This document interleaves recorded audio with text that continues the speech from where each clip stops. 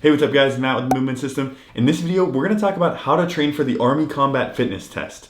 We're going to break down the 6 elements of the test, how you should train for each, and then how you should structure that into a program that's actually progressive from week to week. The reason I'm making this video is because my brother-in-law has been in the Army for 20 years, and now he has to take the Army Combat Fitness Test in October, and he wants a training plan that's efficient and going to keep him from injury. My wife and I are both doctors of physical therapy and certified strength conditioning specialists, so we do this for a living. So that's what we're going to do in this video is write a program. We're not going to sell it to you. It's completely free. I'm actually going to put a link in the description below so you can just download it. It's just one button and it downloads to your computer. No email or anything like that. Or you can just screenshot the video and feel free to use it that way. So let's go ahead and get into it. Okay, so to start off, let's talk about the 6 elements of the Army Combat Fitness Test. The first element is the 3-rep max trap bar deadlift. This is a true strength exercise, and to train for this movement, we need to be doing heavy deadlifts. So some of the exercises that I saw recommended online probably aren't the best way to train for this. Doing things like a staggered squat jump really aren't going to improve how much you can trap bar deadlift, and it's really not a good way to safely build up to a full trap bar deadlift. So instead in the program, what I have is actually doing sets of 5, sets of 3, and sets of 5, 3, and 1 to prepare for the trap bar deadlift. I think this is a much better approach where you're actually using heavy loads with the trap bar and building up progressively. The principle to consider here is the SAID principle, or the specific adaptations to imposed demand principle, meaning that if we want to get better at heavy lifting, we actually need to be lifting heavy weights, not doing things like light jumps, because there's not going to be very much carryover between those light jump movements and actually doing a heavy deadlift. We'll look at the full program breakdown though at the end. The second event is the standing power throw, which involves an explosive throw of the medicine ball back up and behind your back.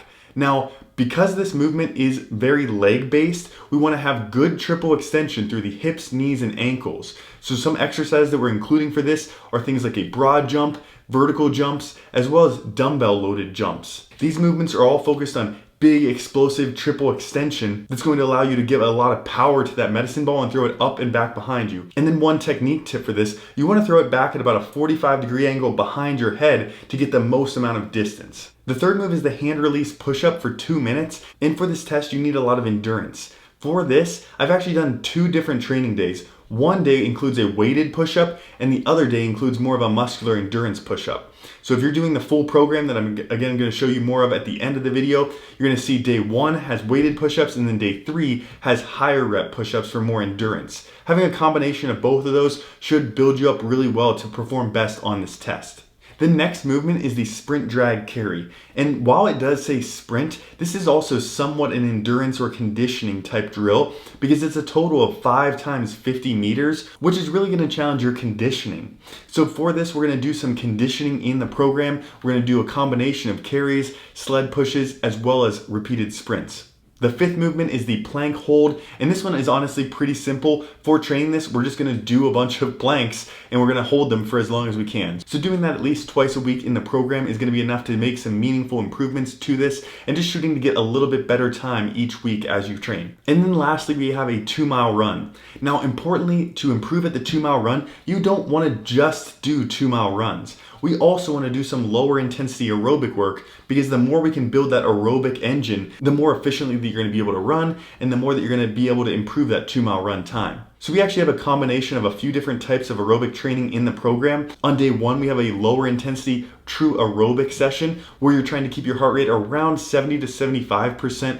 of your max heart rate. You really don't want to go over that 75%, even if that means that you have to do a really slow jog or even a walk jog to keep it down there. We want to do some dedicated aerobic training with a lower heart rate because that's going to be very beneficial to improving your 2-mile run and not building a lot of fatigue. As a general rule, if you don't know your max heart rate, for most people that's going to be around 130 to 155 beats per minute that you're going to want to run at. I put in there for about 3 to 4 miles, but you are all starting from a different place. So if you're not running at all, you could start this even lower than 3 miles. And if you're already running a lot of distance, you might start on the higher end at 4 or 5 miles of that aerobic steady state work at that 130 to 155 beats per minute. Again, I can't emphasize enough, keep that one truly aerobic and at a lower heart rate. And then for our threshold run, which I put on day 4, that's when we're actually going to do a harder effort that's really specific to the 2-mile. For that one, I recommend that you run the first mile at about a minute slower than what you could run your 2-mile pace at. And then the second mile, I want you to run at your true 2-mile pace. Week to week, training this way, you should be making a few seconds of improvement each time that you're doing this threshold run for 2 miles. And you'll also really nail down your pacing strategy by holding back a little bit on the first mile and then going really hard on that second mile. If this is helpful and you guys enjoy learning about this, make sure you smash the like button, subscribe for more information, and also go follow on Instagram at The Movement System. Now let's go ahead and dive into the program. Okay, so taking a look at this program, you can see that we have a 4-day program with day 4 being a dedicated run day. This is gonna work for most people, but if you wanna train even more than this, you could actually repeat a day, or if you can't train this much, you could actually cut out a day, and I would probably cut out day 2 if you had to cut out any. I tried to aim for a reasonable starting volume for someone who's intermediate and they're already training a little bit, but if you're not training at all at this point, you may need to cut those number of sets or reps down so that you're not even doing quite this much to start off with. It might be a little bit too much to start off with. So feel free to download it or screenshot it and adjust as you need, but the key is that it's gonna actually be progressive from week to week, and I could not find another program like this anywhere that actually showed good, sensible progressions on how to build this stuff up from one week to the next. So that's why I tried to write this specific to training for this test and being progressive. Okay, so the way that we would go through this is day 1, we would go through these exercises. We have a broad jump. That's where we're jumping kind of forward and out as far as we can go. 6 reps all in a row, rest for a little bit, 6 more reps. We're actually gonna do 6 sets of 6 here, which sounds like a lot, but it's really just 6 jumps, rest for at least a minute or so, and then going for 6 more jumps. Right after that, we're gonna go into some sprints. We have 4 sets of around 60 meters. If you're not sprinting at all, you can honestly start with just 1 or 2 sets and build this up over time. But for that 60-meter sprint, it would be great if you could do a 30-meter down and back to prepare yourself more for the demands of that sprint in the actual ACFT. And if you do want to be most specific in practicing for the ACFT, you can even start this on your stomach for these sprints. Okay, and then next we have the trap bar deadlift, and this is the most complicated one to understand the program. So what you can see here is we have reps in the first column. So the first set would be 5 reps at 65% of your 1 rep max. So if you know your 1 rep max is say 200 pounds, you would just multiply that by 65%, and that's the weight that you would use for 5 repetitions. Then the second set, you would go up to 75% of your 1 rep max and do that for 5 reps. The last set is always going to be the most challenging set with this style of programming, and that's going to be 85% of your 1 rep max for 5 plus. So if you can do more than that, you can go to all the way to 6 reps or 7 reps. You don't want to let your form break down too much, but you want to go as many reps as you can with that weight. Try to get at least 5 though. And then as you go to the next week, you're going to see sets of 3, 3, and then 3 plus. And then the week after that, 5, 3, and then 1 plus. And that 1 plus is where you try to set a new 1 rep max. If you don't know your 1 rep max to calculate, then just choose a heavy load that's going to be challenging for these sets of 5. Moving down, we have a weighted push-up. This one's for 3 sets of 10. The best way to do this exercise is just to add a weight to the lower back. If you can use a circular plate, usually that stays in place on your lower back pretty well. Then going on from there, we have the cable row exercise, just 2 sets of 10. A sled push. I was actually back and forth on this. Most gyms don't have a good setup for a sled pull, but if you can do a sled pull with like a strap, that might actually set you up to prepare best for this event. But if a sled push is more convenient and that works for you, you're gonna get a similar conditioning effect from it anyway, and that could work as well. The goal here is to do 5 sets of 45 seconds, driving up your heart rate, working against a moderate resistance here, but it doesn't need to be so heavy that you can barely move. We want to keep this fairly light and more condition the muscles using this exercise.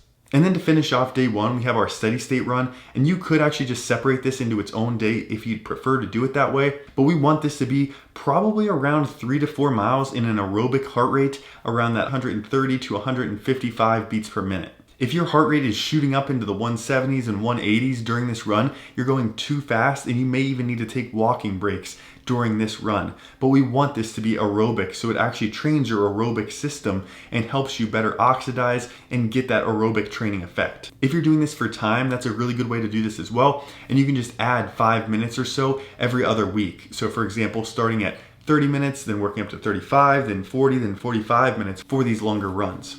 All right, moving into day 2, we have more of our power day. This is where we're going to be doing dumbbell loaded jumps, just 3 sets of 5, holding 10% of body weight in your hands total combined.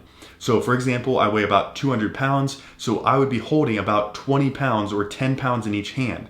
It's not a lot of resistance, But that's similar to the movement pattern that we're going to be doing with that med ball throw. So it's going to make us more powerful and explosive through that movement. And then we're also going to do 2 sets unloaded, just vertical jumps, where we're just throwing our arms up in the air and getting good triple extension, and also using our arms and extending as high as we can for those vertical jumps. From there, we'll go to an incline dumbbell chest press, just inclining the bench and working some dumbbell chest press. This is going to get us a combination of upper body and shoulder strength here. Moving down a little bit farther, we go to a kettlebell swing exercise. 5 sets of 30 seconds here with at least 60 seconds of rest between sets. We want this one to be explosive through the hips and practice that hip hinge motion and that triple extension. This is also conditioning though, so your heart rate will drive up throughout that 30-second interval. And then lastly, we just have a plank. We're just going for as long as we can. And then next time we see that plank, trying to beat the previous time by just a few seconds. I would just stick with 1 set of this, just 1 time as long as you can plank, and then do that again on day 3, which you'll see in a second. For day 3, we have a bit of an extended warm-up to add a little bit of that aerobic training in. I didn't really talk about warm-up for day 1 and 2, but we want to just do something general for warming up there. That could just be like a 5-minute walk or bike or something like that. But for this day 3, we want to actually make that a little bit longer, a 10-minute incline walk and then a 5-minute incline jog for just 1 set on week 1, and then building up to 2 sets or about 30 minutes of that low intensity aerobic work once we hit week 2 and 3. From there, we're moving into a dumbbell push press. That is an exercise where we hold the dumbbells at the shoulder, we kind of dip down and then press up. That's more of an explosive power movement here, but not a lot of weight. We only need like 20 or 30% body weight. We're just more focused on actually getting good technique and exploding through that top of the rep. Again, training for that med ball throw. From there, the next exercise is heavy squats. I was actually back and forth on this. You could do a barbell squat here on day 3 and then that trap bar deadlift on day 1, and that would get you 2 times frequency throughout the week that you're training that heavy lower body strength pattern. If it's too much for you though, and you're not used to doing heavy reps at all and you're still sore from a day or 2 earlier, then you probably don't want to do these again here on day 3. You might want to actually just scratch these off of your program. But if you feel like you can handle 2 max strength exercises, then I think that will get you more progress and more potential points on that test for improving your trap bar deadlift if you can work up to this. The reps in the load are exactly the same as the trap bar deadlift, but you're going off of your squat 1 rep max. So if you're doing a barbell squat, or you could even do a leg press for this if you'd prefer, but I think the barbell squat's a pretty good option. It's very similar to the trap bar deadlift and will have good carryover to improving that strength. But the way you would do that is if you know your squat 1 rep max is say 150 pounds, again, you would take 65% of that, do that for 5 reps, 75% of your squat 1 rep max, do that for 5 reps, and then for the last set, 85% of that squat 1 rep max and do that for 5 plus reps, or as many as you can. If you can get to 6 or you can get to 7, go ahead and do those extra few reps. Moving down the program, we have some more conditioning work with bike intervals, 30 seconds hard, 90 seconds rest. We're gonna repeat that 3 times. If you have something like an Aerodyne bike that has the arm handles, that's a good way to do this conditioning. Otherwise, any old spin bike or resistance bike should work. From there, a little bit more conditioning with weighted carries, just doing the same 40-pound load that you want to be preparing for the ACFT. And for that one, we're going to do 3 sets of 80 meters. Again, if we can, we're going to do this down and back. So like 40 meters down, 40 meters back. Then after that, we actually have practicing our hand release push-ups. That one's gonna be just 60 seconds to start out. If you're already doing closer to 90 seconds, you can start there, but we wanna make sure this is progressive. So the way that I programmed it is just 60 seconds week 1, building up to 70 to 80 week 2 and 3. And then week 4, that's kind of our deload week. We're kind of just taking a little bit off of each exercise to make that a bit of an easier week. And then to finish out day 3, we just have a one-time plank hold as long as you can. And then lastly, day 4 is just that threshold run. Remember our first mile for that, we're gonna go at about a minute slower than what we could do for our max 2-mile pace. So if your current 2-mile run max is say 15 minutes, that's 7.5 per mile, you would actually do 8.5 minutes for the first mile and then 7.5 minutes for the second mile. So overall, the run is actually slower than your max 2-mile pace, but that's okay for training and it's gonna help you dial in your pacing so that way you're actually slower on the first mile and then speeding up for the second mile, which is a much more efficient way to run. Having this specific 2-mile run practice, in addition to some of the different aerobic and other conditioning work elsewhere in the program, is gonna be a good combination to give you the best chance at getting the best score on that 2-mile run. A couple of tips that I do want to mention, as you approach your test day, it can be really beneficial to do a taper. And what I would recommend for that is to cut everything exactly in half. So if you were doing, for example, 3 sets, just do 1 to 2 sets. If you were doing a 30-minute run, cut that to about a 15-minute run. Everything can still be the same intensity, but you want less training volume to reduce fatigue so that way you're actually fresh whenever it comes time to actually do the test. I think you could go through this program for at least 2 months, and then maybe after that you would switch up the exercises. So if you download that, that's pretty simple. You could just delete the exercise in the left column and put new exercises if you want to. But if you're training for just 4 or 8 weeks, sticking with these exercises should be perfectly fine. Again, I did want to make this program completely free for you guys, so whatever you want to do with it, download it, share it with other people. Feel free to share this video with them if they also are looking for a training program. And if there's any other way that I can help you guys out, feel free to drop a comment below and I'll try to get back to you. I really do hope this information helps you train safely and effectively. Thanks so much for watching, guys, and I will catch you in the next one.